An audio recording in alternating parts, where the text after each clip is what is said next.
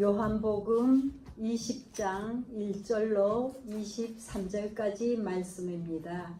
그 중에서 요한복음 20장 11절에서 18절까지 봉독해 올리겠습니다. 마리아는 무덤 밖에 서서 울고 있더니 울면서 구부려 무덤 안을 들여다보니 흰옷 입은 두 천사가 예수의 시체 뉘었던 곳에 하나는 머리편에 하나는 발편에 앉았더라. 천사들이 이르되 여자여 어찌하여 우느냐. 이르되 사람들이 내 주님을 옮겨다가 어디 두었는지 내가 알지 못함이니이다. 이 말을 하고 뒤로 돌이켜 예수께서 서신 것을 보았으나 예수이신 줄은 알지 못하더라. 예수께서 이르시되 여자여 어찌하여 울며 누구를 찾느냐 하시니 마리아는 그가 동산지기인 줄 알고 이르되 주여 당신이 옮겼거든 어디 두었는지 내게 이르소서. 그리하면 내가 가져가리이다. 예수께서 마리아야 하시거늘 마리아가 돌이켜 히브리 말로 라보니 하니 이는 선생님이라는 말이라. 예수께서 이르시되 나를 붙들지 말라. 내가 아직 아버지께로 올라가지 아니하였노라. 너는 내 형제들에게 가서 이르되 내가 내 아버지 곧 너희 아버지 내 하나님 곧 너희 하나님께로 올라간다 하라 하시니 막달라 마리아가 가서 제자들에게 내가 주를 보았다 하고 또 주께서 자기에게 이렇게 말씀하셨다 이르니라. 아멘. 다가오는 주간은 고난주간입니다. 고난주간을 앞두고 우리가 예수님의 참된 제자들에 대하여 함께 생각해 보고자 합니다. 예수님의 제자란 예수님께서 원하셔서 부르신 사람들이요 예수님의 그 부르심에 믿음으로 반응하여 따르는 사람들이라 할 수 있습니다. 예수님께서 어디로 가든지 무엇을 하든지 끝까지 예수님을 따르는 사람들이 바로 예수님의 참된 제자입니다. 그런데 예수님의 주변에는 항상 수많은 사람들이 모여 다녔지만 이렇게 예수님을 진정으로 따르는 참된 제자들은 많지 않았습니다. 아이들, 어른들, 남자들, 여자들, 병든 사람들, 건강한 사람들, 부자들, 가난한 사람들, 의롭다고 여기는 사람들과 죄인들, 비천한 사람들과 근세 있는 사람들, 예수님의 주변에는 이렇게 수많은 사람들이 몰려다녔지만 사람들마다 예수님을 따르는 목적이 각각 다 달랐습니다. 다시 말하면 저들은 각각 서로 다른 목적과 동기를 가지고 예수님을 따라다녔던 것입니다. 특별히 사람들이 예수님을 따르는 그 목적과 동기에 따라서 우리는 크게 세 종류의 사람들로 구분해 볼 수가 있습니다. 첫 번째 사람들은 바로 무리들입니다. 여기서 무리들이란 예수님이 누구인지도 제대로 모르는 사람들이요 예수님을 믿지도 않는 사람들을 가리킵니다. 저들은 저들의 필요에 따라서 단순히 예수님을 쫓아다니는 사람들이요 단순히 예수님을 따라다니던 사람들입니다. 저들은 그저 육체적인 병이나 고침을 받고자 예수님을 따라다니던 사람들이지요. 경제적인 도움이나 이익을 얻기 위해서 예수님을 따라다니던 사람들입니다. 그저 기적이나 이적을 보고 체험하기 위해서 예수님을 따라다니던 사람들입니다. 무리들은 바로 이러한 목적과 동기만을 갖고 예수님을 따라다니던 사람들이었습니다. 그런데 예수님을 따르는 사람들 중에 대부분의 사람들이 바로 이런 사람들이었던 것입니다. 대부분의 사람들이 오직 자신의 필요에 따라서만 예수님을 따르는 무리들에 불과하였습니다. 두 번째 사람들은 믿는 사람들입니다. 여기서 믿는 사람들이란 예수님을 알고 믿기는 하지만 예수님을 진정으로 따르는 사람들은 아닌 사람들입니다. 다시 말하면 저들은 예수님을 지식적으로만 아는 사람들이요 말로만 믿는 그런 사람들입니다. 그러나 본문의 말씀에 등장하고 있는 베드로와 다른 제자들이 바로 이러한 부류에 속하는 사람들이었습니다. 사실 베드로는 예수님의 제자가 되고자 예수님을 따라다니던 사람이요 예수님이 누구신지를 알았고 예수님에 대한 분명한 신앙 고백도 하였던 사람이었습니다. 하지만 예수님께서 자신의 고난과 죽음에 대하여 예고하셨을 때 베드로는 그 길에서 그만 돌아섰고 예수님의 길을 가로막는 마귀의 역할을 하고 말았습니다. 그런데 이것은 오직 베드로만 그랬던 것이 아니라 다른 모든 제자들도 동일하였습니다. 이런 사람들은 예수님의 참된 제자가 아니라 단순히 지식적으로만 예수님을 알고 말로만 믿는 사람들에 불과한 것입니다. 세 번째 사람들은 참된 제자들입니다. 제자들은 무리들처럼 필요에 따라 예수님을 따르는 사람들이 아니지요. 또는 믿는 사람들처럼 예수님을 지식적으로만 알고 말로만 믿고 사는 사람들도 아닙니다. 참된 제자들은 예수님을 알고 믿는 사람들이요, 예수님께서 걸어가신 길을 끝까지 따르는 사람들입니다. 예수님께서 어디로 가든지 무엇을 하든지 끝까지 예수님을 따르는 사람들이 바로 예수님의 참된 제자입니다. 참된 제자들은 나의 길을 가는 사람들이 아니라 예수님의 길을 따라가는 사람들입니다. 나의 생각대로 따르는 사람들이 아니라 예수님의 가르침대로 따르는 사람들입니다. 이처럼 끝까지 예수님을 따르고 예수님의 길을 따르고 예수님의 가르침대로 따르는 사람들이 참된 제자인 것입니다. 그러면 이렇게 예수님을 따르는 참된 제자들은 어떤 특징을 가지고 있는 사람들일까요? 첫째로 예수님에 대한 분명한 신앙 고백이 있는 사람들입니다. 예수님을 알고 믿고 따르는 제자의 삶이나 모든 신앙생활은 예수님에 대한 분명한 신앙 고백에서부터 시작되어지는 것입니다. 주는 그리스도시요 살아계신 하나님의 아들이라고 고백하였던 베드로의 신앙 고백이나 나의 주 나의 하나님이라고 고백하였던 도마의 신앙 고백과 같은 분명한 신앙 고백으로부터 시작되어지는 것이 바로 제자의 삶이요 바른 신앙생활인 것입니다. 둘째로 철저하게 자기 자신을 부인하는 사람들입니다. 예수님께서는 아무든지 나를 따라 오리거든 자기를 부인하고 나를 쫓을 것이냐라고 말씀하셨습니다. 다시 말하면 예수님을 따르는 제자가 되기 위해서는 사람이 이를 생각하기 전에 자기 자신을 부인해야 한다는 것입니다. 나의 생각, 나의 형편, 나의 상황을 부인해야 한다는 것입니다. 그리야 할 때만 예수님의 길을 따라올 수 있다는 것입니다. 그래서 예수님께서는 자기 자신을 부인하라고 말씀하셨죠. 셋째로 예수님의 제자들은 자기 십자가를 지는 사람들입니다. 예수님께서는 아무든지 나를 따라오리거든 자기 십자가를 지고 나를 쫓을 것이라고 또한 말씀하셨습니다. 여기서 자기 십자가를 진다는 것은 십자가의 고난에 동참한다는 것을 의미합니다. 예수님 때문에 오해를 받을 수 있고 때로는 손해를 볼 수 있고 때로는 고통을 겪으며 심지어 죽음까지 각오하는 것을 의미합니다. 예수님은 예수님을 진정으로 따르는 참된 제자에 대하여 신앙 고백이 있는가, 자기 자신을 부인하는가, 자기 십자가를 질 각오가 되어 있는가를 통하여 확인할 수 있다고 말씀하시는 것입니다. 바로 이런 점에서 무리들은 신앙 고백조차 없는 사람들이라 할 수 있습니다. 그리고 단순히 믿는 사람들은 신앙 고백까지는 있는데 자기 자신을 부인하는 것이 없고 자기 십자가를 지고 예수님을 따르고자 하는 각오가 없는 사람들입니다. 사랑하는 성도 여러분, 예수님을 믿고 따르는 신앙생활은 무리들과 같이 자신의 필요를 따라 예수님을 따르는 것이 결코 아닙니다. 오직 자신의 필요에 따라서 이리 몰려다니고 저리 몰려다니는 것은 바른 신앙생활이 아닙니다. 자신에게 유익이 되면 예수님을 따르고 손해가 되면 그만 돌아서 버리는 것 바른 신앙생활이 아닙니다.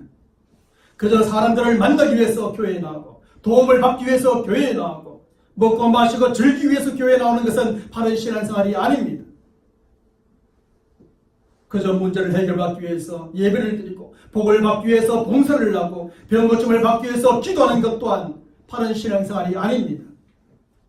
그것은 신앙생활의 일부분에 불과한 것입니다.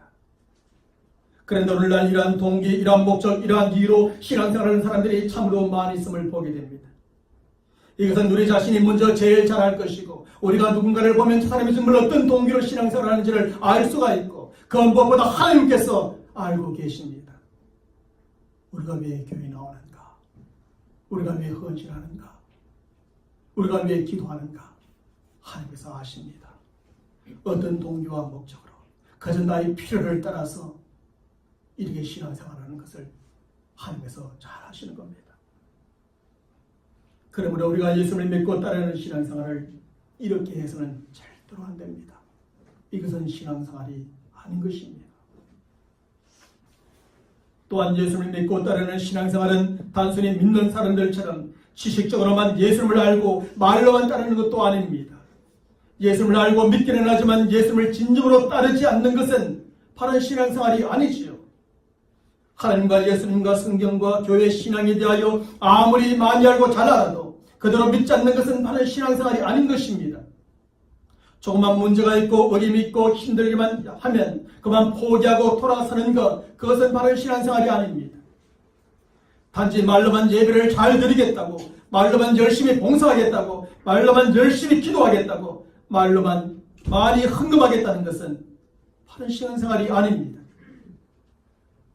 말로만 예수를 믿는다고 신앙 고백을 하고 말로만 죽기까지 예수님을 따르겠다는 것, 그것은 바른 신앙생활이 아닌 것입니다. 그런데 오늘날 교회 안에 보면 이렇게 아는 대로 믿지 않고 말로만 신앙생활하는 성도들이 얼마나 많이 있는지 모릅니다.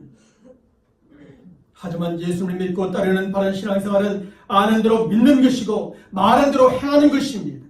믿음과 행함은 함께 가는 것입니다.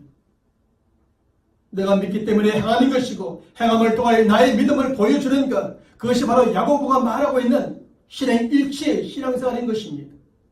그리고 그 길이 바로 바른 신앙의 길이요 참된 제자의 길인 것입니다.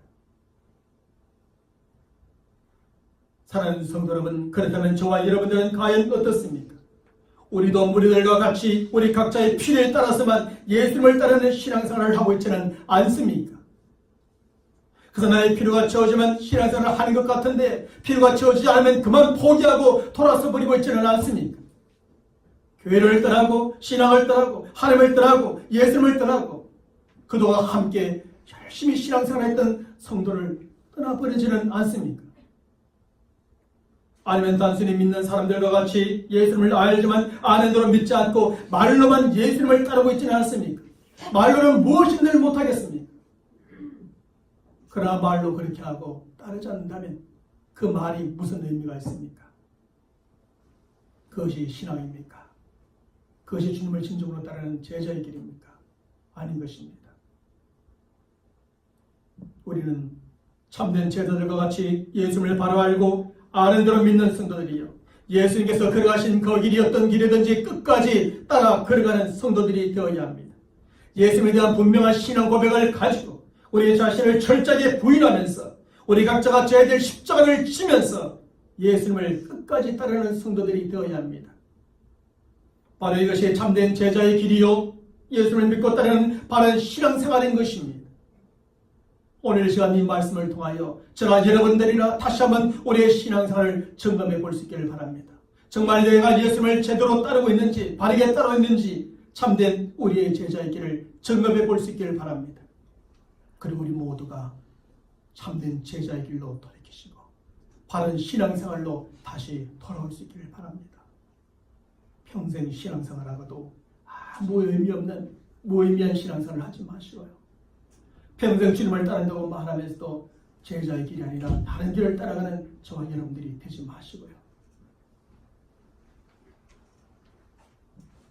그런데 오늘 본문의 말씀에서 우리는 예수님의 참된 제자의 길을 걸었던 사람을 만날 수 있습니다. 그 사람은 예수님께서 친히 부르시고 세우시며 훈련시키셨던 12명의 제자들 중에 한 사람은 아니었습니다. 그 사람은 대단히 강한 힘을 가진 남자도 아니었고 드러내놓고 마음대로 활동할 수 있었던 그런 사람도 아니었습니다. 그런 사회적으로 많은 사람들에게 인정을 받고 사랑을 받고 존경을 받을 만한 그런 사람도 아니었습니다. 그 사람은 한 여자예요. 여자 중에서도 아주 부정한 여자로 잘 알려져 있었던 막달라 마리아입니다. 막달라 마리아는 수많은 무리들과 심지어 12명의 제자들조차도 걷지 못했던 예수님의 참된 제자의 길을 걸었습니다. 물론 다른 복음서의 말씀에 보면 예수님의 어머니 마리아, 또 다른 마리아도 그 막달라 마리아와 함께 예수님의 제자의 길을 함께 걷기도 합니다. 이처럼 12명의 제자들도 걷지 못했고 그 어떤 남자들도 걷지 못했던 예수님의 참된 제자의 길을 이 인역한 여자가 걸었던 겁니다. 예수님의 12명의 제자들 중에 가룟 유다는 예수님을 배반하고 예수님을 팔아 넘겼습니다. 베드로는 예수님을 3번씩이나 부인하고 모른다고 함으로써 말로는 예수님을 부인하였고 행동으로는 예수님을 그만 떠나버리고 말았습니다. 다른 제자들도 모두 뿔뿔이 흩어지고 도망을 치므로 행동으로 예수님을 부인하고 말았던 겁니다. 사실 저들 모두는 소위 남자라는 족속들이었지만 남자다운 용기나 남자다운 힘이나 남자다운 담대함이나 남자다운 의리조차도 찾아볼 수 없는 사람들이었습니다. 그러므로 물론 저들도 예수께서 약속의 성령을 받은 이후에는 완전히 달라지게 되지만 이때까지만이라도 예수님을 온전히 믿고 따르는 참된 제자들은 아니었던 것입니다. 그저 신앙 고백만 하고 우리가 예수님을 믿습니다, 예수님을 따릅니다 라고 했던 정도에 불과했습니다. 하지만 막달라 마리아와 다른 마리아들은 달랐습니다. 저들은 예수님께서 어디로 가든지 함께 따라갔고 재판을 받으시는 빌라도의 법정에도 함께 따라갔습니다.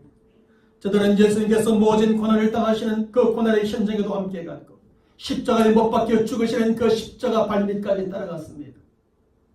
저들은 예수님을 장사 지낸 아르마대 요셉의 세부등까지도 함께 따라가서 함께 장사를 지냈습니다. 뿐만 아니라 예수님께서 부활하신 그날 새벽에 간섭을 따라 예수님의 시신에 기름을 바르고자 그 무덤 앞에 또 찾아갔습니다. 다른 제자들은 죽음이 고난이 두려워서 숨어서 따라가거나 다 도망쳤는데 이 여인들은 그렇지 않았던 겁니다. 예수님을 따르기로 작정한 순간부터 이 여인들은 끝까지 예수님을 따랐습니다. 한순간도 예수님의 곁을 떠나지 않았습니다. 여기서 우리는 저 여인들이 과연 어떤 여인들이었는가를 깨닫게 됩니다. 첫째로 저 여인들은 예수님을 부인하지 않는 신앙의 지조를 지켰던 여인들이었습니다. 예수님의 12명의 제자들은 예수님을 부인함으로 인간적인 의리나 신앙의 지조도 모두 지키지 않았지요. 하지만 저들은 예수님을 부인하지 않으므로 인간적인 의리뿐만 아니라 신앙의 지조를 굳게 지켰던 겁니다. 둘째로 저 여인들은 더 큰 고난을 다 감수하고 끝까지 예수님을 따랐던 여인들이었습니다. 사실 여자였던 저들이 예수님을 따르고자 했을 때 남자보다도 더 큰 고난을 감수해야 했고 여러 가지 많은 제약들이 있었을 것입니다. 그래도 불구하고 저 여인들은 더 큰 고난까지도 감수하면서 끝까지 예수님을 따르고 따랐던 겁니다. 사랑하는 성도 여러분, 바로 이런 점에서 막달라 마리아와 다른 마리아들은 진실로 예수님의 참된 제자들이었습니다. 저들은 예수님을 부인하지 않는 신앙의 지조를 끝까지 지킴으로 예수님의 참된 제자들이 되었지요. 저들은 예수님의 12 제자들조차 걷지 못했던 예수님의 제자의 길을 끝까지 걷고 또 따름으로 예수님의 참된 제자가 되었습니다. 그 결과 어떻게 되었습니까? 저 여인들은 사흘 만에 죽음에서 다시 살아나신 예수님의 부활을 최초로 목격한 여인들이 되었습니다.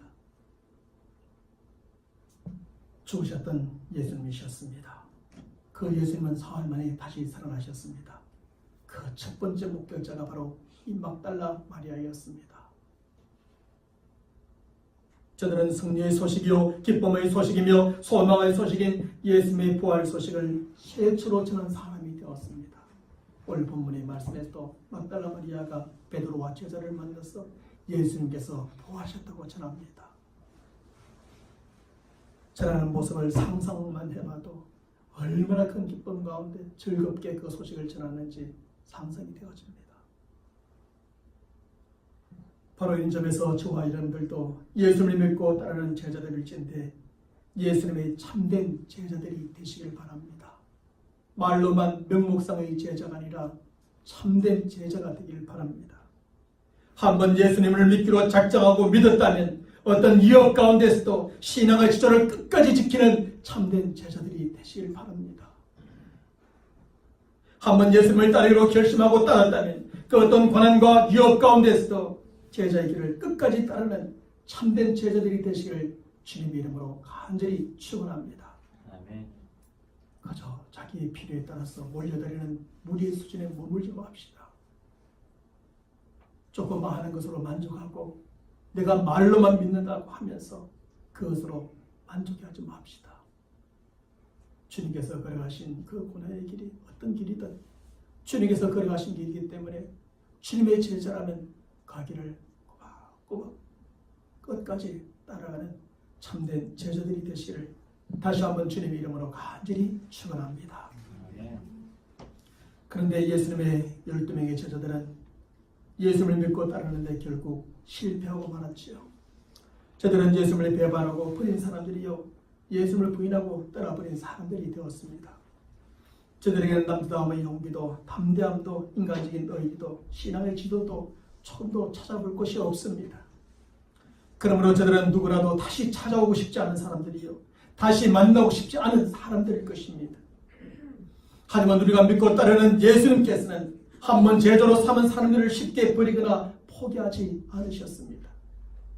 저들이 예수님을 믿고 따르는데 한 번 실패하였다고, 한 번 예수님을 부인하였다고 그만 저들을 버려버리고 말지는 않으셨습니다.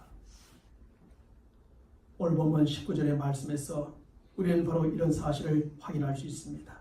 우리 함께 읽어보겠습니다.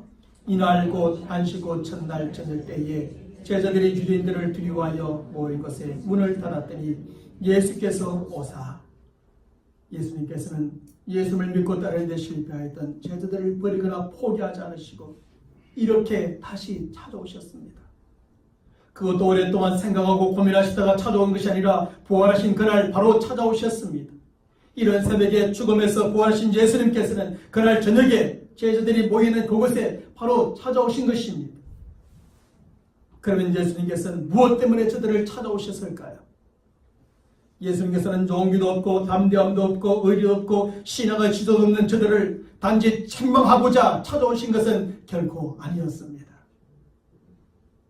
사실 사람이라면 누구나 자신을 배반하고 멀리 도망친 사람들에게 먼저 화를 내는 것이 당연할 것입니다. 야, 너희가 그럴 수 있느냐? 3년 반이나 나와 함께하면서 나를 따르던 너희들이었는데 어찌 나를 배반하고 도망갈 수가 있느냐고 책망하고 꾸짖는 것이 어쩌면 당연할 수도 있습니다. 그러나 오늘 본문의 말씀에 보면 예수님은 제자들을 꾸짖고 책망하기 위해서 찾아온 것이 결코 아니었음을 알게 됩니다.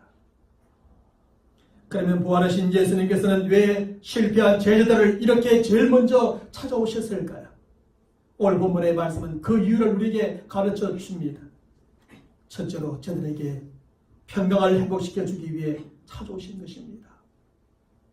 예수님께서는 두려움 가운데 떨고 있는 제자들을 찾아오셨지요. 예수님을 죽인 유대인들이 두려워서 함께 모여있는 제자들, 문을 꼭꼭 닫고 숨어있는 제자들을 찾아오셨습니다. 그러나 저들을 찾아오신 예수님께서는 저들에게 단 한마디의 책망의 말이나 질책의 말도 하지 않으십니다. 저들 가운데 찾아오신 예수님께서는 오늘 본문 19절 후반부의 말씀에서 단지 이렇게 제일 먼저 선언해 주십니다. 너희에게 평강이 있을지어다. 너희에게 평강이 있을지어다. 예수님께서는 지금 저들에게 가장 필요한 것이 무엇인지 잘 알고 계셨습니다. 두려워 떨고 있는 저들에게 지금 당장 필요한 것은 책망이 아니라 평강임을 잘 알고 계셨습니다. 그래서 저들을 찾아오신 예수님께서는 그 무엇보다 먼저 평강을 필요 주신 것입니다. 사실 죄로 말미암아 두려워 떨고 있는 사람들에게 더 이상 책망은 필요치 않습니다. 오히려 평강을 줌으로 두려움을 이기게 하고 위로해주고 격려해주는 것이 더욱더 필요하지요. 그래서 제자들을 찾아오신 예수님은 그 무엇보다 먼저 저들에게 평강을 빌어주시며 저들을 위로하시고 격려해 주십니다. 특별히 예수님께서는 요한복음 14장 27절의 말씀에서 이렇게 평안에 대하여 말씀해 주십니다. 우리 함께 읽어봅니다. 내 평안을 너희에게 끼치노니 곧 나의 평안을 너희에게 주노라. 내가 너희에게 주는 평안은 세상이 주는 것 같이 아니하니라.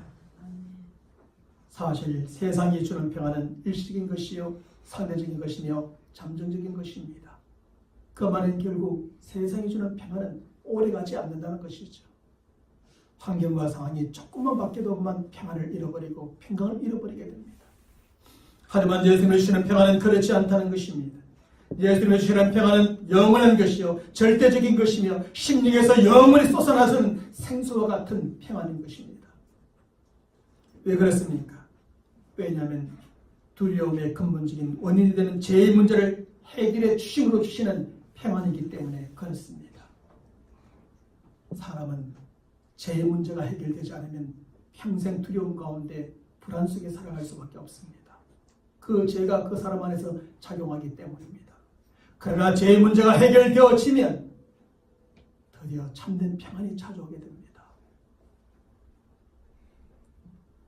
저와 여러분의 마음과 삶 속에도 부활하신 예수님이 찾아오셔 주시는 바로 이러한 평안과 평강이 가득하기를 간절히 축원합니다. 어떤 상황과 힘든 가운데서도 부활하신 주님이 주시는 그 평강이 여러분을 지배하시고 여러분을 다스리심으로 그 안에서 마음껏 누리며 살 수 있기를 바랍니다. 둘째로 저들에게 기쁨을 회복시켜 주기 위해 찾아오신 것입니다. 제자들은 예수님의 죽음을 인하여 절망과 좌절 가운데 빠져 있었습니다. 슬픔 가운데 빠져 있었습니다. 그러므로 저들은 그동안 예수님이 함께 해주셨을 때 저들이 느끼던 누리던 기쁨이란 찾아볼 수가 없었던 겁니다. 저들의 기대감은 거품처럼 사라져버렸고 저들은 모든 것을 포기한 채 절망과 좌절과 슬픔 가운데 앉아 있었습니다.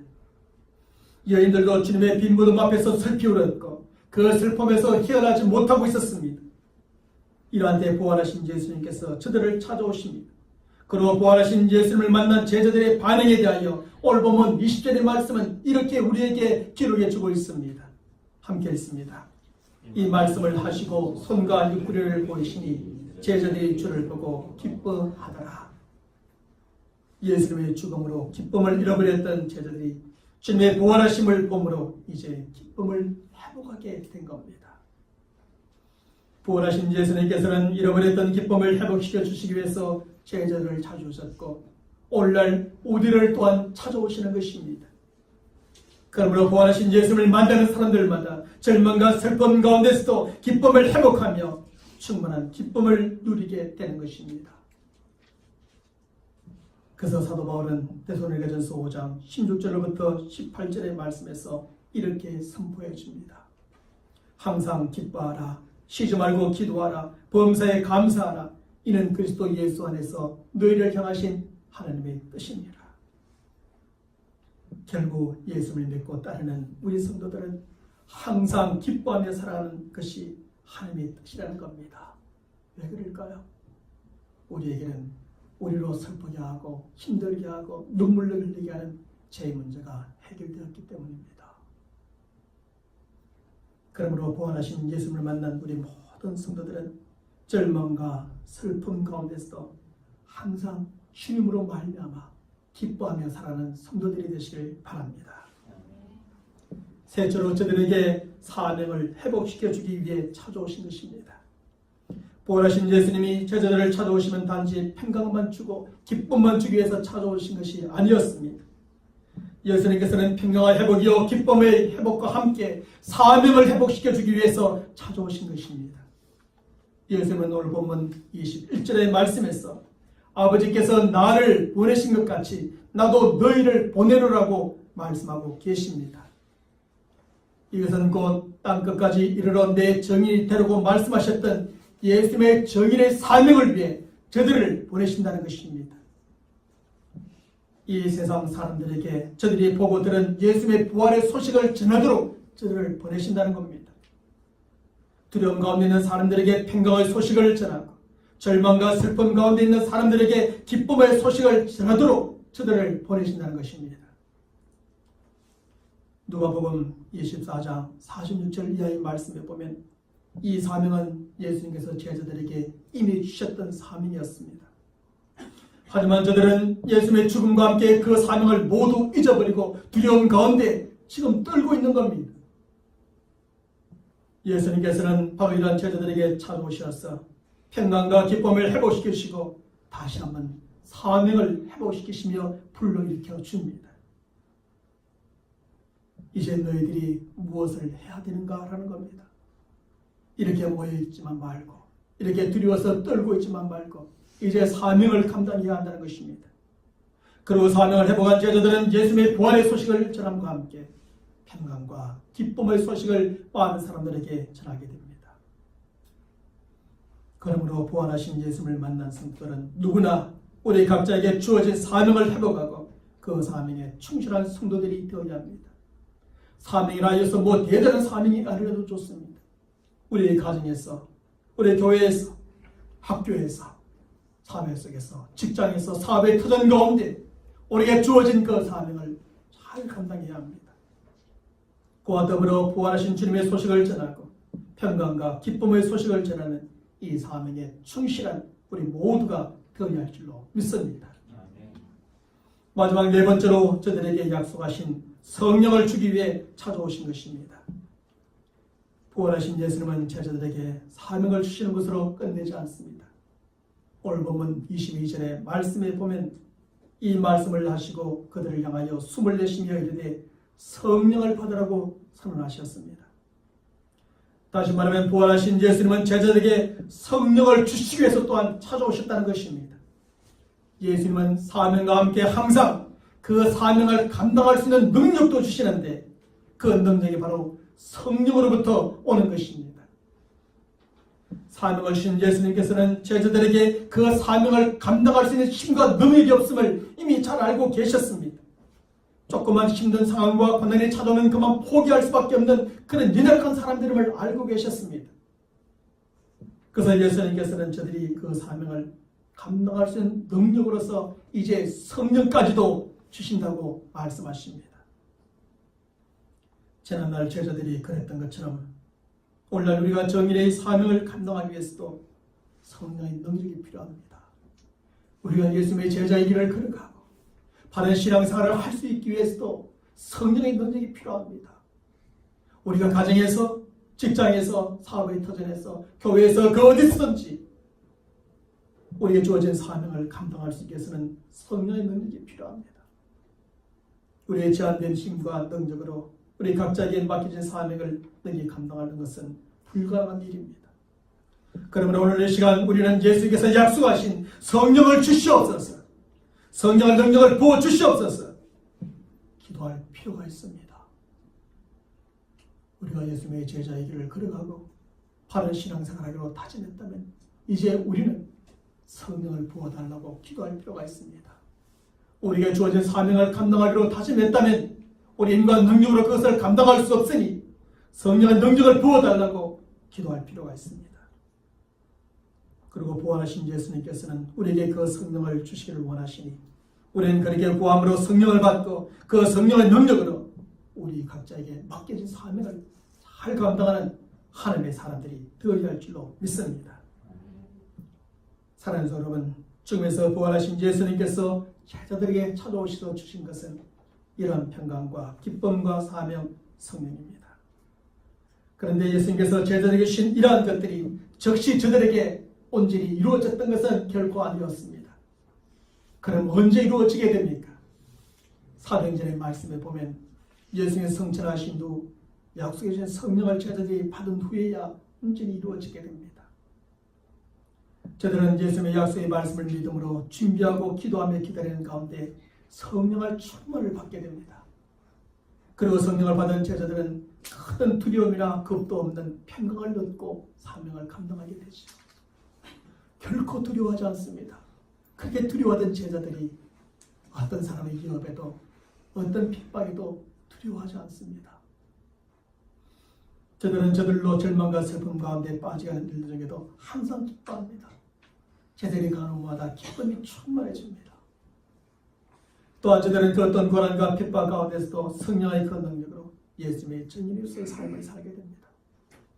그리고 저들은 어떤 길이라도 예수님의 길을 끝까지 따르는 예수님의 참된 제자가 되고 바른 신앙생활을 하게 된 겁니다.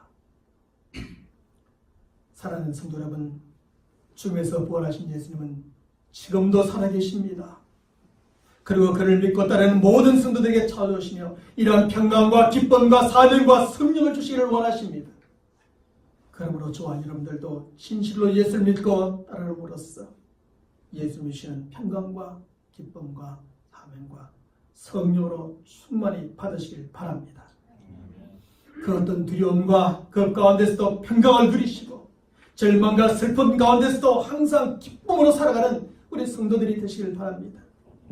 그 어떤 고난과 핍박 가운데서도 성령의 능력으로 가정 안에서도 직장과 사업 안에서도 교회 안에서도 사회 속에서도 사명을 잘 감당하는 성도들이 되시길 바랍니다. 그래서 예수님의 길을 끝까지 따르는 참된 제자가 되고 바른 신앙생활을 잘 감당하는 우리 모든 믿음의 사람들이 되시기를 주님의 이름으로 다시 한번 간절히 축원합니다.